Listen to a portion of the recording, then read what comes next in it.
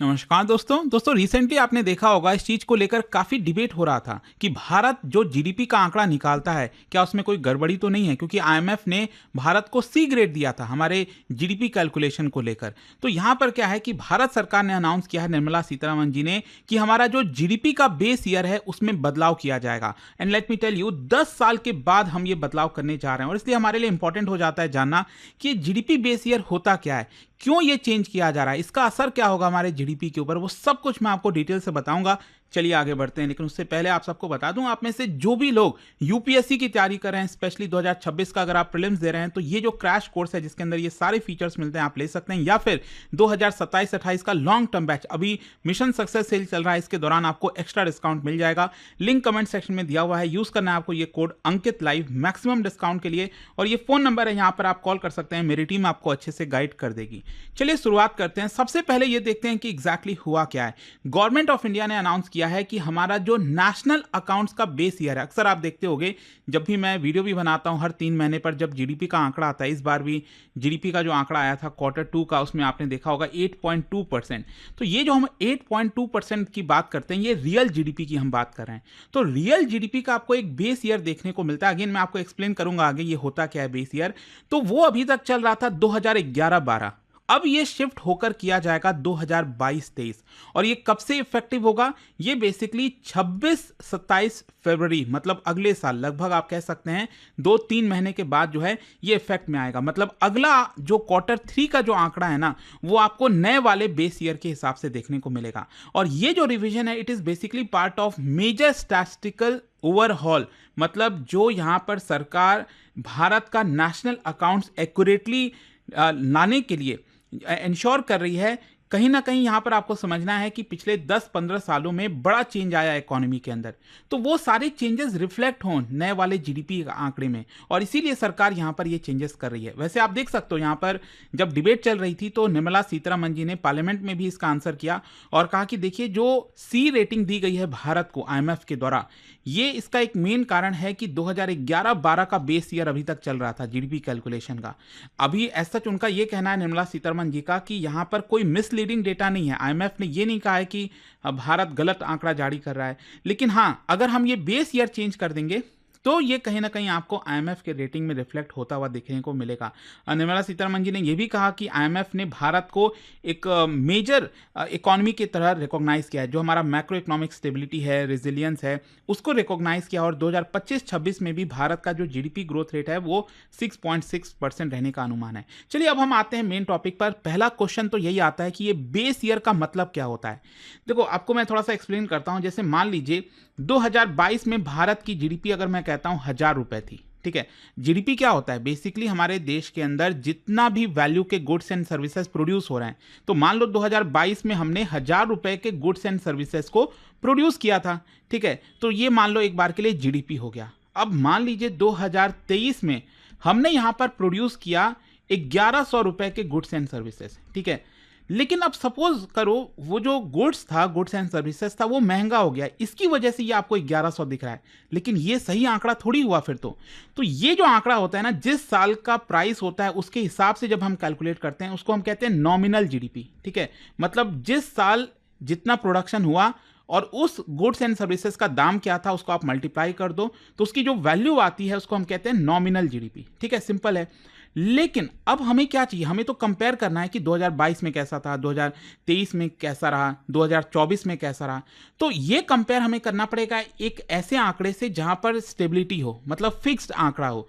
तो इसीलिए भारत का अभी तक जो जीडीपी का बेस ईयर था वो 2011-12 था। मतलब 2022 में हमने जो जीडीपी कैलकुलेट किया था, गुड्स एंड सर्विसेज का दाम हमने कौन से ईयर का लिया था? 2011-12 का। फिर 2023 में यहां पर हमने कौन सा आंकड़ा दिया, प्राइसेस कौन सा लिया? 2011-12 के प्राइसेस। फिर वैसे ही 2024 का अगर हम जीडीपी निकालेंगे तो यहां पर भी हम, तो मतलब ये एक फिक्स्ड होता है, इसी को हम बेस ईयर कहते हैं कि उस समय जो प्राइस था उसी के हिसाब से हर साल का जीडीपी कैलकुलेट होगा, तभी हम एक्चुअल में कैलकुलेट करेंगे। अब मान लो अगर मैं कहता हूं कि 2022 में ₹1000 का गुड्स एंड सर्विसेज प्रोड्यूस हुआ, 2023 में 900 रुपए के गुड्स एंड सर्विसेज प्रोड्यूस हुए, तो ये आपको रियल रिफ्लेक्ट करेगा, क्योंकि यहां पर हमने 2011-12 का प्राइस लिया था, इससे ये 900 आ रहा है। लेकिन अगर आप 2023 में उस साल के प्राइस के हिसाब से देखोगे तो ये 1100 आ रहा है, मतलब ये गलत आंकड़ा हमें देखने को मिलेगा। इसलिए रियल जीडीपी काफी मायने रखता है। तो जो हम बेस ईयर के हिसाब से निकालते हैं ना जीडीपी, उसको हम रियल जीडीपी कहते हैं। तो बेस ईयर आपको और भी कैलकुलेशंस में देखने को मिलता है, जैसे सेक्टर वाइज जो ग्रॉस वैल्यू एडेड का आंकड़ा हम निकालते हैं, इन्फ्लेशन एडजस्टेड एस्टिमेट जो होते हैं, नेशनल इनकम हो गया, इन सब में बेस ईयर का इस्तेमाल किया जाता है। अब क्वेश्चन आपके मन में ये आएगा कि चलो भाई ठीक है, बेस ईयर हो गया, अब मान लो हमने बेस ईयर सेट किया होगा 1950 और 51 का, तो हम इसको बार बार चेंज क्यों करते रहते हैं? आपके मन में डेफिनेटली एक सवाल आएगा। अब 2011-12 था, उसको हम छोड़ देते हैं, हमें क्यों उसको 2022-23 करने की जरूरत है? तो बेसिकली यहां पर क्या होता है ना कि किसी भी देश की इकोनॉमी इवॉल्व होती रहती है। पहले के जो सेक्टर्स थे उसका वेटेज चेंज होता रहता है, प्राइसेस चेंज होते रहते हैं, कंजम्पशन पैटर्न चेंज होता है, टेक्नोलॉजी चेंज होता है, प्रोडक्शन का स्ट्रक्चर चेंज होता है, नए इंडस्ट्रीज इमर्ज होते हैं। आप सोच के देखिए 2011-12 में क्या जोमेटो और स्विगी जैसी सर्विसेज थे? क्या आपको इंस्टामार्ट जैसी सर्विसेज मिलती थी? आज मिल रही हैं। तो आप जस्ट इमेजिन करो, अगर हम इस साल 2025 का जीडीपी का आंकड़ा निकाल रहे हैं और हम ढूंढेंगे कि भाई 2011-12 में स्विगी और जोमेटो का उस समय क्या था, तो क्योंकि वो तो एग्जिस्ट ही नहीं करता था ना उस समय वो सेक्टर, तो हम कैसे वो प्राइस को कैलकुलेट कर सकते हैं? तो इसलिए ये बहुत बड़ी प्रॉब्लम आती है। मतलब ये जो चेंजेस होते हैं ना इकोनॉमी में, उस चेंजेस को अडॉप्ट करने के लिए ये हम समय समय पर जो बेस ईयर है उसको चेंज करते रहते हैं। तो 2022-23 कहीं ना कहीं इसीलिए लिया गया है। जैसे कि मैं आपको दिखा देता हूं, हिस्टोरिकली अगर आप देखोगे 1999 में हमने चेंज किया था बेस ईयर, उस समय बेस ईयर 1993-94 चल रहा था, इसको शिफ्ट करके हमने 1999-2000 कर दिया।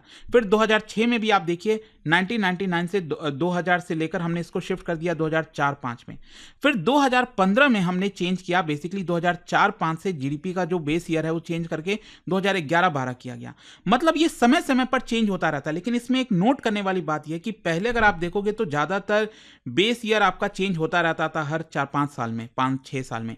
इस साल काफी लंबे समय बाद यह चेंज हुआ है, लगभग 10 साल के बाद। और इसका मेन कारण बताया जा रहा है क्योंकि डिमोनेटाइजेशन आया था भारत के अंदर, जीएसटी ट्रांजिशन हुआ, कोविड की वजह से डिसरप्शन हो गया, इसकी वजह से 10 साल बाद अब यहां पर यह चेंज किया जा रहा है। अब क्वेश्चन यह है कि हमने 2022-23 को ही क्यों लिया नया बेस ईयर, राइट?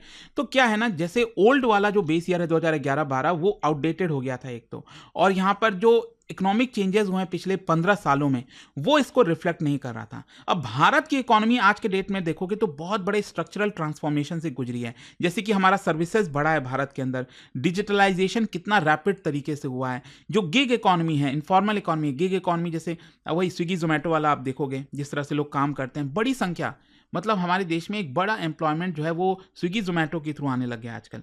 फिर ई कॉमर्स हो गया, फिनटेक बूम हो गया, कंजम्पशन का पैटर्न चेंज हुआ है। तो ये सारी चीज़ों की वजह से सरकार ने डिसाइड किया कि 2022-23 एक सटीक आंकड़ा बैठेगा जिससे हम ये सारे चेंजेस को दर्शा सकते हैं।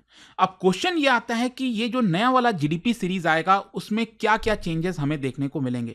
सबसे पहला है जो सेक्टोरल वेट है वो चेंज हो जाएगा, अपडेट हो जाएगा। मतलब हो सकता है कि आगे आने वाले जो जीडीपी के आंकड़े उसमें सर्विसेज का जो वेटेज है वो ज्यादा दिखे, जो डिजिटल और ऑनलाइन कॉमर्स का वेटेज है वो आपको बढ़ता हुआ देखने को मिलेगा, जो रिन्यूएबल्स, टेलीकॉम, लॉजिस्टिक, उसमें हाई ग्रोथ आपको देखने को मिल सकती है।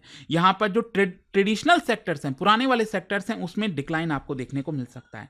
फिर इसके अलावा प्राइस स्ट्रक्चर भी अपडेट होंगे। मतलब आज के डेट में मॉडर्न जो इन्फ्लेशन एडजस्टेड कैलकुलेशन है वो उसके थ्रू जीडीपी कैलकुलेट किया जाएगा।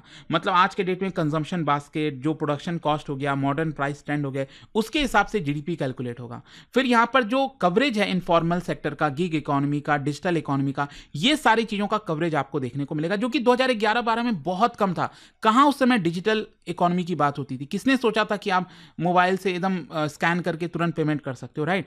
फिर इसके अलावा जो डेटा है वो भी इंप्रूव हुआ है, सर्वेज अपडेट हुए हैं, कॉर्पोरेट फाइलिंग्स जो हैं वो अपग्रेड हुई हैं। उस समय जीएसटी तो था ही नहीं, आज के डेट में जीएसटी आ गया है। जहां पर एडमिनिस्ट्रेटिव डेटा हो गया, जैसे मिनिस्ट्री ऑफ कॉमर्स 21, एमसीए 21 जिसको कहते हैं, वो अपडेट हुआ है। यहाँ पर इंडस्ट्रियल आउटपुट डेटाबेस है वो इंप्रूव हुआ है। तो ये नए वाले जो इंप्रूव डेटाबेस हैं उसके हिसाब से अब नया जीडीपी कैलकुलेट होगा। फिर यहाँ पर यह भी भी कहा गया है कि देखो जो रिलेटेड इंडेक्सेस हैं वो भी रिवाइज होंगे, जैसे IIP, ये सब भी अपडेट होंगे जैसे जैसे GDP रिवीजन होगा बेस ईयर के हिसाब से। अब क्वेश्चन ये आता है कि इसका आउटकम क्या हो सकता है। ये जो नया वाला बेस ईयर सरकार लाएगी, मतलब अगला जो Q3 का हमें GDP देखने को मिलेगा, जो आंकड़ा है, देखिए ध्यान रखिएगा, सरकार GDP का डेटा 2 महीने के डिले से लाती है। जैसे अभी जो Q2 का जो GDP का डेटा था, Q2 हम किसको कहते हैं, जुलाई, अगस्त और सितंबर। तो Q2 का GDP का डेटा सरकार ने कब जारी किया, नवंबर के एंड में, तो मतलब 2 महीने के बाद किया ना। तो अब ये जो Q3 है, Q3 बेसिकली अक्टूबर, नवंबर, दिसंबर, ये सरकार जारी करेगी फरवरी के एंड में, मतलब फरवरी 26, 27 को आंकड़ा जारी होगा। तो यहां पर क्या है कि जो नया वाला डेटा आएगा उसमें क्या हम आउटकम देख सकते हैं। एक तो सबसे बड़ा इंपॉर्टेंट ये है कि जो हमारे टोटल साइज है GDP की, वो आपकी बढ़ भी सकती है, गिर भी सकती है, ये हमें देखना होगा। और ऐसा नहीं है कि सिर्फ इसी साल की घटेगी और बढ़ेगी। इनफैक्ट आप देखोगे पिछले कई वर्षों की सरकार उसको भी रिवाइज करेगी। मैं आपको याद दिलाना चाहता हूं 2015 में जब सरकार ने GDP का बेस ईयर चेंज किया था 2004-5 से 2011-12, उस समय मुझे याद है बहुत बड़ा डिबेट हुआ था। उस समय तो अपोजिशन पार्टी कांग्रेस पार्टी ने काफ़ी विरोध भी किया था कि सरकार जानबूझकर ये कर रही है, GDP अपना बढ़ाना चाहती है। मनमोहन जी सरकार के समय, इनफैक्ट मैं आपको बता दूं प्राइम मिनिस्टर मनमोहन सिंह के सरकार के दौरान, UPA सरकार के दौरान, उस समय जो GDP का आंकड़ा था वो भी बढ़ गया एक्चुअली, ये GDP रिवाइज होने से। तो हो सकता है कि ये जो GDP रिवाइज किया जा रहा है बेस ईयर, इसकी वजह से 2020, 21, 22, 23, 24 इन सभी वर्षों के भी GDP जो है वो बढ़ते हुए आपको देखने को मिले। हो सकता है गिर भी जाए, डिपेंडिंग कि किस तरह से कैलकुलेशन होता है। और यहां पर साथ ही साथ ये भी है कि बहुत सारे जो आंकड़े हैं हमारे इकोनॉमी के अंदर, वो GDP के ऊपर डिपेंड करते हैं। तो जब GDP चेंज होगा, मतलब हमारा physical deficit, debt to GDP, revenue GDP ratio, ये सब कुछ एक प्रकार से चेंजेस हो जाएंगे। अच्छा, यहां पर पॉलिसी डिसीजन भी इंप्रूव होगा। क्या होता है कि जितना एक्यूरेट डेटा हमारे पास होता है उसके हिसाब से सरकार अच्छी प्लानिंग कर पाती है, फिजिकल प्लानिंग, सेक्टर स्पेसिफिक सरकार इंसेंटिव दे पाती है, इन्वेस्टमेंट इंफ्रास्ट्रक्चर के ऊपर प्रायोरिटाइज कर पाती है। तो ये डेटा एक्यूरेट होना काफ़ी इंपॉर्टेंट है और इससे ग्लोबल क्रेडिबिलिटी भी बढ़ेगी। यहां पर हम बात करें ना कि IMF ने भारत को C ग्रेड दिया है, तो ये कहीं ना कहीं हो सकता है शायद इंप्रूव हो जाए अगर भारत इसको चेंज कराए। लेकिन हाँ, इसमें एक और चीज़ है, वो है ट्रांसपेरेंसी। कई बार यहाँ पर आरोप लगता है सरकार के ऊपर कि सरकार जानबूझकर अपना GDP का आंकड़ा बढ़ाकर दिखाना चाहती है। तो इसके लिए सरकार को कोशिश करनी चाहिए कि जो भी वो चेंजेस करे उसको प्रॉपर तरीके से बताए कि ये चेंजेस हुआ है, जो नया डेटा का सोर्स है वो कहाँ से आया है, जो रिविजन है वो क्यों किया जा रहा है, वो सरकार को बताना चाहिए। बैक सीरीज का जो डेटा है वो भी रिवील करना चाहिए, पब्लिश करना चाहिए, मतलब ट्रांसपेरेंसी होनी चाहिए। अदरवाइज कंफ्यूजन और क्रिटिसिज्म ये बढ़ता हुआ आपको देखने को मिल सकता है। मतलब आप सोच के देखिए ना, जो अगला GDP का डेटा आएगा उसमें सरकार कहेगी कि पिछले साल हमारा GDP 12% से बढ़ा, मान लो केस हो जाए ऐसा, तो क्रिटिसाइज तो किया जाएगा ना सरकार को, ऐसे कैसे हो सकता है, 7% था वो 12% कैसे चढ़ गया। तो सरकार को प्रॉपर तरीके से ट्रांसपेरेंसी रखनी चाहिए ताकि थर्ड पार्टी उसको इवैल्यूएट कर सके।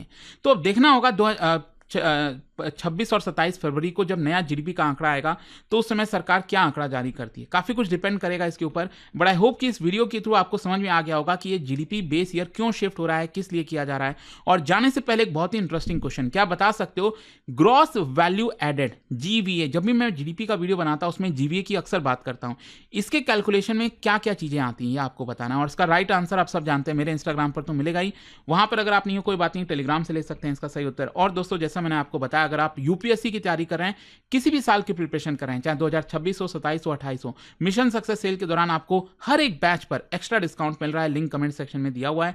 Use this code Ankit live maximum discount के लिए, और ये फोन नंबर है, यहां पर आप कॉल कर सकते हैं, मेरी टीम आपको अच्छे से गाइड कर देगी। दोस्तों, UPSC का गोल बड़ा होता है, लेकिन सही मेंटरशिप मिल जाए तो हर चैलेंज मैनेजेबल हो जाता है। स्टडी IQ IS लेकर आया है मिशन सक्सेस सेल, जिसमें UPSC 2027 की फुल प्रिपरेशन मिल रही है सिर्फ 12,499 में। Top faculties, complete coverage, prelims से इंटरव्यू तक सब कुछ एक ही कोर्स में। Daily live evening classes, structured notes, previous year questions, test series, mentorship, यानी एक एस्पिरेंट्स को जो भी चाहिए सब यहाँ रेडी है। लिमिटेड सीट्स हैं, तो अगर आपका टारगेट 2027 है, this is the smartest time to begin. Study IQ app खोलो, सर्च करो P2I बैच और कोड यूज करो Ankit live, ANKITLIVE for maximum discount. अभी भी कोई डाउट हो तो इस नंबर पर कॉल करिए ताकि आपके सारे डाउट्स रिजॉल्व हो जाएं। नंबर है 092400232393। स्टडी IQ IAS, आपका सिलेक्शन हमारा मिशन।